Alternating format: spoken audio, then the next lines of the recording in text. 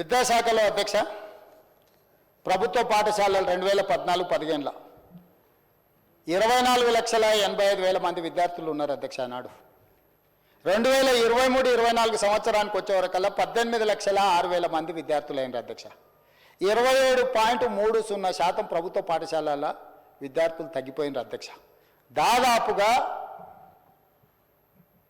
7 లక్షల మంది ప్రభుత్వ తెలంగాణ రాష్ట్రం ఏర్పడ్డ తర్వాత తెలంగాణ రాష్ట్రం వచ్చిన రోజు 24,85,000 మంది ప్రభుత్వ పాఠశాలల్లో తెలంగాణలో విద్యార్థులు చదువుకుంటుంటే 23-24 సంవత్సరానికి ఘనత వహించిన చంద్రశేఖరరావు గారు ఇంతకుముందు వారు విద్యాశాఖ పట్ల ముఖ్యమంత్రి గారు సమయం లేదు, శాఖను పట్టించుకుంటలేరు అన్నారు. వివరాలు మా బట్టి గారు చెప్పిండ్రు, అంత లోతుకెళ్ళదలుచుకోవాలి. కానీ ఒక విషయం చెప్పదలుచుకున్నా, వారు బాధ్యత తీసుకున్న రోజు 24,85,000 మంది విద్యార్థులు ఉంటే వాళ్ళు దిగిపోయే నాటికి అది 18,06,000 మందికి పడిపోయింది అధ్యక్ష. 27.30% విద్యార్థులు ప్రభుత్వ పాఠశాలలలో పడిపోయినరు. ఈరోజు ప్రైవేట్లో 11,000 పైచలకు పాఠశాలలు ఉంటే 36 లక్షల విద్యార్థులు చదువుకుంటుంటే 29,000 పాఠశాలలు ప్రభుత్వంలో ఉంటే 24 లక్షల మంది ఈరోజు ప్రభుత్వంలో లెక్కలు తేలుతున్నాయి అధ్యక్ష. Residential, private school, residential and day schools మొత్తం లెక్క కడితే ఇంత నిర్వీర్యాన్ని చేసి మొత్తం ప్రైవేట్ కార్పొరేట్ కంపెనీలకు అప్పచెప్పాలి అని ఆంధ్ర నుంచి వచ్చిన ఇన్స్టిట్యూట్లకు మొత్తం విద్యా వ్యవస్థని అప్పచెప్పేసి మీరు వదిలేస్తే విద్యా కమిషన్ వేసి ఫీజుల నుంచి స్ట్రక్చర్ చేయాలి, విద్యాశాఖను ప్రక్షాళన చేయాలని సమూలమైన మార్పులు తీసుకురావాలని అన్ని రకాలుగా తాపత్రయపడి డిఎస్సి నోటిఫికేషన్ ఇచ్చి టెట్ పరీక్షలు 55 రోజులలో నిర్వహించి 11,000 మంది టీచర్ల నియామకం చేసిన అధ్యక్ష. 10 సంవత్సరాలు ప్రమోషన్లు లేకుండా ఉన్నా 20 సంవత్సరాలు ప్రమోషన్లు లేకుండా ఉన్నారు, 10 సంవత్సరాలు ట్రాన్స్ఫర్స్ లేకుండా ఉన్నారు. 20 ఏళ్ళ ప్రమోషన్లను లాంగ్వేజ్ పండిట్స్తో సహా 22,000 మందికి ప్రమోషన్లు ఇచ్చిన 36,000 మంది టీచర్లకు బదిలీలు చేసి చిన్న వివాదం లేకుండా టీచర్ల బదిలీలు చేసిన అధ్యక్ష. ఐఏఎస్లను బదిలీ చేయడం అల్క, కానీ టీచర్లను బదిలీ చేయడం ఎంత కష్టమో నీకు తెలియదా అధ్యక్ష? ఎంత చైతన్యం ఉంటుంది వాళ్ళలో?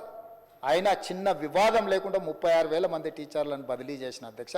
11,000 మంది టీచర్ల నియామకాలను చేపట్టిన, 14 యూనివర్సిటీలకు వైస్ ఛాన్సలర్లను నియమించిన అధ్యక్ష నేను విద్యాశాఖ బాధ్యత తీసుకున్న తర్వాత. ఇది నా చిత్తశుద్ధి. 40% డైట్ ఛార్జెస్ పెంచిన, 200% కాస్మెటిక్ ఛార్జెస్ పెంచిన. ఎవరు ఉంటారు అధ్యక్ష ఈ diet charges, cosmetic charges? SC, ST, BC మైనారిటీల పిల్లలు లేరా? ఆ పిల్లలు మా పిల్లలైనా పాఠశాలకు వెళ్ళి వాళ్ళతో పాటు కూర్చొని సహబంతి భోజనం చేసి నా ఐఏఎస్ ఐపీఎస్ అధికారులను నెలకొకసారి ఖచ్చితంగా పాఠశాలలో వెళ్ళి భోజనం చేయండి అని ఈరోజు పర్యవేక్షిస్తున్న మాట వాస్తవం కాదా అధ్యక్ష? ఈ రకంగా ప్రక్షాళన చేసి పేరుకపోయిన చెత్తను తొలగించి మీరు చేసిన పాపాలను కడుక్కుంటూ ఈరోజు పూర్తి స్థాయిలో మేము ప్రయత్నం చేస్తుంటే మమ్మల్ని కించపరిచే విధంగా young India integrated residential schools అద్దెకి 58-11,000 కోట్లతో ఇచ్చిన 100 కాన్స్టిట్యున్సీలకు 100 ఇయ్యాలని 20 నుంచి 25 ఎకరాలల్లో each young India integrated residential స్కూల్కు 200 కోట్లు ఇచ్చి ఒక unique concept, SC, ST, BC minority పిల్లలు ఒక్కొక్క స్కూల్లో 2,500 మంది మినిమం ఉండాలి అని ఈరోజు వాళ్ళందరిని ఇచ్చేసి ఈరోజు వాళ్ళందరినీ ఒక లైనప్ చేసి ఆ పిల్లల కోసం మేము తాపత్రయపడుతుంటే ఇంటర్నేషనల్ స్టాండర్డ్స్లో మేము కడుతుంటే ఒక యూనిక్ కాన్సెప్ట్ తీసుకొచ్చినప్పుడన్నా అభినందించడానికి మనసు రావాలి కదా అధ్యక్ష. ఇందులో మా స్వార్థం ఏముంది అధ్యక్ష? ఏమన్నా మా పార్టీ కార్యకర్తల కోసం కట్టించిన రిహాబిలిటేషన్ సెంటరా ఇదేమన్నా? ఈ పేదోళ్ళ కోసమే కదా మేము చేస్తున్నది అధ్యక్ష.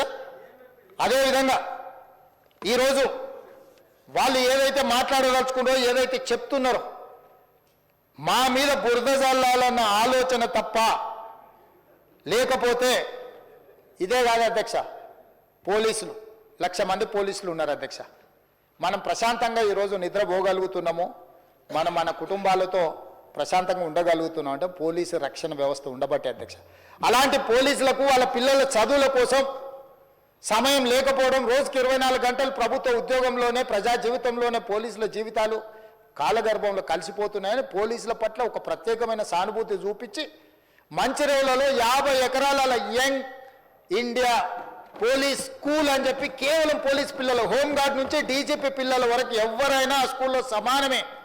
ఒక హోంగార్డ్ బిడ్డ అయినా డీజీపీ బిడ్డ అయినా ఆ యంగ్ ఇండియా పోలీస్ స్కూల్లో భారతదేశంలో సైనిక్ స్కూల్కి ఎంత ప్రతిష్ట ఉన్నదో నా తెలంగాణ రాష్ట్రంలో ఉన్న పోలీసులు వాళ్ళ పిల్లలు కూడా అంత ప్రతిష్ట కలిగిన చదువే కాదు స్పోర్ట్స్లో క్రీడలలో రాణించడానికి అవసరమైన అన్ని ప్రణాళికలు చేసి మంచిర్యాలలో 50 ఎకరాల స్థలాన్ని కేటాయించి కోట్ల రూపాయలు ఇచ్చి ఇవాళ పోలీసుల పిల్లల కోసం ఒక అత్యున్నత ప్రమాణాలతో కూడుకున్న ఎడ్యుకేషన్ ఇవాళ పోలీస్ పిల్లలకి ఇవ్వాలనుకున్నాం అధ్యక్ష.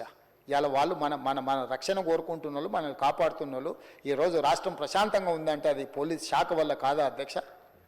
వాళ్ళు ఏముంటుంది అధ్యక్ష? వాళ్ళ పిల్లలు మంచి చదువులు చదువుకోవాలి, వాళ్ళ పిల్లలు రాణించాలి అనుకుంటారు. వాళ్ళ జీవితం ఎట్లాగూ ఇట్లా గడిచిపోయింది, మా పిల్లలైనా బాగుండాలని కోరుకుంటారు.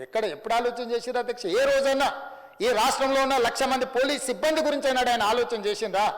డీజీపీ నుంచి హోంగార్డ్ వరకు పోలీస్ సిబ్బందిని ప్రత్యేకంగా వాళ్ళకు ఒక వ్యవస్థ ఉండాలి అని ఈరోజు ఒక అడిషనల్ డీజీ క్యాడర్ ఆఫీసర్ను పెట్టి ఒక వ్యవస్థను బ్రహ్మాండంగా ఏర్పాటు చేసి ఈరోజు పోలీస్ స్కూల్ని ఏర్పాటు చేసినాం కదా అధ్యక్ష. ఈరోజు ఇట్లా ఒక్కొక్కటిగా మీరు పెండింగ్ పెట్టిపోయి మా నెత్తి మీద మోపిన అన్ని రకాల సమస్యల్ని పరిష్కరించుకుంటూ మేము ముందుకు వెళ్తుంటే మీరు మమ్మల్ని అవహేళన చేయడం, గవర్నర్ గారి ప్రసంగాన్ని తప్పు పట్టే విధంగా, గవర్నర్ గారిని కించపరిచే విధంగా మాట్లాడడం సమంజసమని నేను అడుగుతున్నా అధ్యక్ష. గవర్నర్ గారి ప్రసంగం ప్రభుత్వం యొక్క ఆలోచన విధానం, ప్రభుత్వం యొక్క భవిష్యత్ ప్రణాళిక. ఆ భవిష్యత్ ప్రణాళికనే గవర్నర్ గారు మాట్లాడతారు తప్ప గవర్నర్ గారు వారు సొంతంగా ఏం ఆలోచన చేయరు అధ్యక్ష. మంత్రివర్గ తీర్మానమే గవర్నర్ ప్రసంగం అని నేను చెప్పదలుచుకున్నాను అధ్యక్ష.